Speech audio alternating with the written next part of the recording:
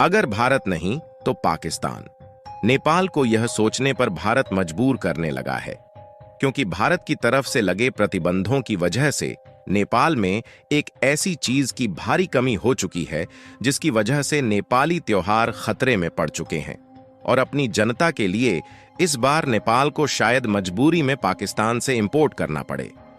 Main खबर पर आगे बढ़ने से पहले आपको यह भी बता दें कि नेपाल ने भारत की तरह ही चाइनीज ऐप टिकटॉक को अपने यहां पर बैन कर दिया है और चीन को मिला नेपाल से अब तक का ये काफी बड़ा झटका है।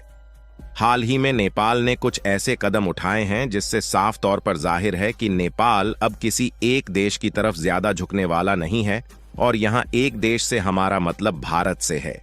भारत ने एक्सक्लूसिव का एक्सपोर्ट नेपाल को बंद किया तो नेपाल ने चीन से इसका इंपोर्ट शुरू कर दिया।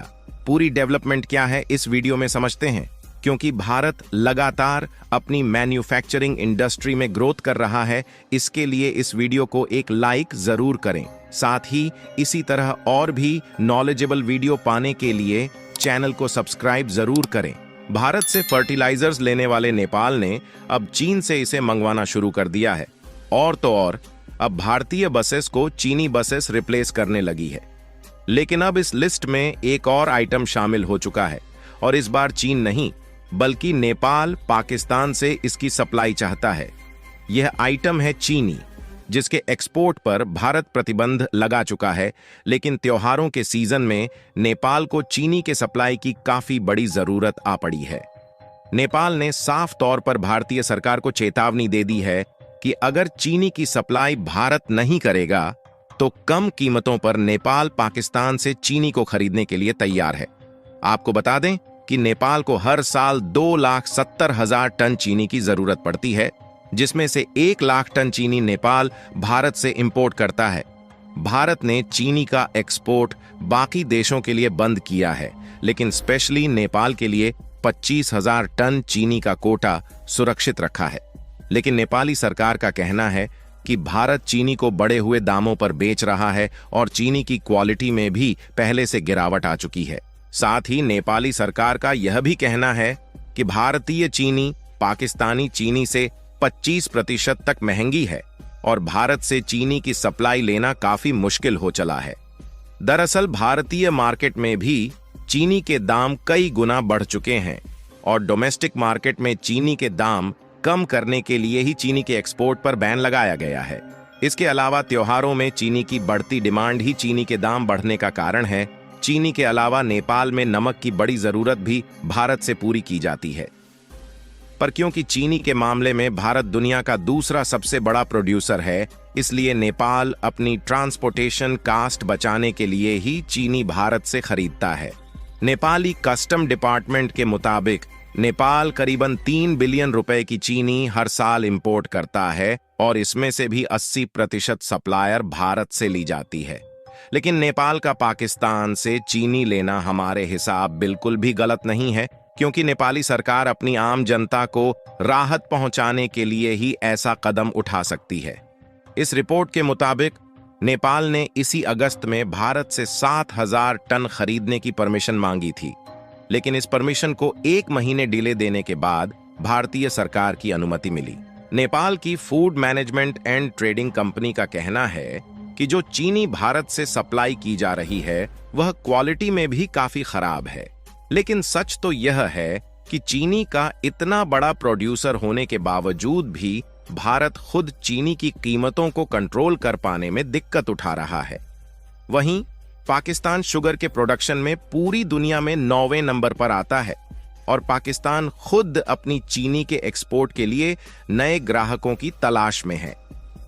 लेकिन दिक्कत यह है कि नेपाल से पाकिस्तान पहुंचने में न केवल कई दिनों का समय चला जाता है, बल्कि ट्रांसपोर्टेशन कास्ट भी कई गुना बढ़ जाती है। इसके अलावा पाकिस्तान से चीनी खरीदना मतलब भारत के गुस्से का सामना करना। यही वजह है कि नेपाल बुरी तरह फंस चुका है, लेकिन किसी भी हालत में चीनी की सप्लाई शुरू करना चाहता है। बाकी आप लोग अपनी राय कमेंट में बता सकते हैं कि क्या नेपाल को पाकिस्तान से चीनी इंपोर्ट करनी चाहिए या फिर भारत से। इसके अलावा भारत की छोटी सी कमजोरी का फायदा 3 देशों ने उठाया और कमाल की बात देखिए कि ये तीनों देश आज भारत से आगे निकल चुके हैं। ये देश है जर्मनी, बांग्लादेश और वियतनाम। यहां तक कि जिस क्षेत्र में इन देशों ने भारत को पछाड़ा वो सेक्टर है टेक्सटाइल और गारमेंट्स। एक टाइम पर भारत चीन के बाद गारमेंट एक्सपोर्ट में दूसरे नंबर पर आता था, लेकिन समय के साथ टेक्नोलॉजी बदली और नेचुरल फाइबर की जगह मैन मेड फाइबर ने ले ली। जिन देशों का नाम अभी हमने लिया उन देशों ने मैन मेड फाइबर और गारमेंट का प्रोडक्शन बढ़ाया और भारत से एक्सपोर्ट के मामले में आगे निकल गए। वहीं Bharat mainly natural fibre garment के ऊपर टिका रहा, जैसे कॉटन, सिल्क और जूट। नतीजतन आज पूरे विश्व में गारमेंट एक्सपोर्ट के मामले में हम दूसरे नंबर से खिसक के चौथे नंबर पर आ खड़े हुए। वहीं चीन ने कई सालों से पहले नंबर पर अपनी पोजीशन बनाए रखी है। खैर, मेन खबर यह है कि भारत ने अपनी खोई हुई जगह को पाना शुरू कर दिया है और एक रिपोर्ट के मुताबिक भारत ने भी मैन मेड फाइबर से बने गारमेंट्स का एक्सपोर्ट तेजी से बढ़ा दिया है और यह स्पीड इतनी तेज है कि साल 2030 तक मैन मेड फाइबर का एक्सपोर्ट 75% तक बढ़ने का अनुमान लगाया गया है।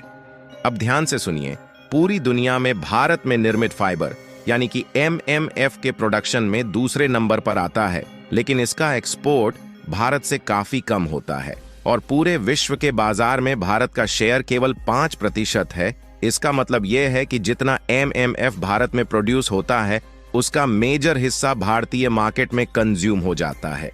एक्सपोर्ट मार्केट में दूसरे नंबर पर आने के लिए हाल ही में मैन मेड फाइबर को लेकर एक PLI जारी की गई थी। इसी PLI का नतीजा है कि अब भारत जर्मनी, बांग्लादेश और वियतनाम के साथ रेस में खो चुका है। भले ही हम अभी थोड़ा पीछे हैं, पर फाइनली अब रेस में है।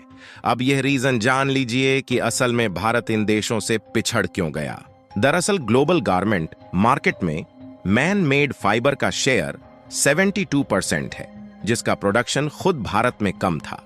लेकिन वहीं पर नेचुरल फाइबर का मार्केट केवल 28% तक ही सिमट कर रह गया और नेचुरल फाइबर का प्रोडक्शन भारत में बाकी देशों के मुकाबले काफी ज्यादा है। लेकिन ग्लोबल डिमांड कम होने की वजह से भारत को नेचुरल फाइबर का बड़ा प्रोड्यूसर होने का कोई फायदा नहीं मिला। भारत ने बनाई मैन मेड फाइबर ज्यादातर अभी US, UK, तुर्की और ब्राजील जैसे देशों को एक्सपोर्ट होता है। लेकिन भारत अब नए मार्केट की तलाश में है और स्पेशली ऐसे देश जहां बताए गए तीनों देशों का मार्केट काफी बड़ा है। फिलहाल भारत से $6.5 बिलियन का मैन मेड फाइबर एक्सपोर्ट किया जाता है, लेकिन 2030 तक इससे बढ़कर $11.5 बिलियन तक पहुंचने का अनुमान लगाया गया है, जो ऑलमोस्ट डबल है। दोस्तों, आपको क्या लगता है कि ग्लोबल एक्सपोर्ट के मामले में मैन मेड गारमेंट से अपनी जगह को वापस पा सकेगा या नहीं? अपनी राय कमेंट में जरूर बताएं। इस वीडियो को यहीं पर खत्म करते हैं। इस वीडियो को एक लाइक जरूर करें और अपने दोस्तों तक इस वीडियो को शेयर करें ताकि उन्हें भी जानकारी मिल सके। इसी तरह और भी नॉलेजेबल वीडियो देखने के लिए अपने भरोसेमंद चैनल को सब्सक्राइब करके बेल नोटिफिकेशन को ऑल पर जरूर रखें। वीडियो को अंत तक देखने के लिए धन्यवाद।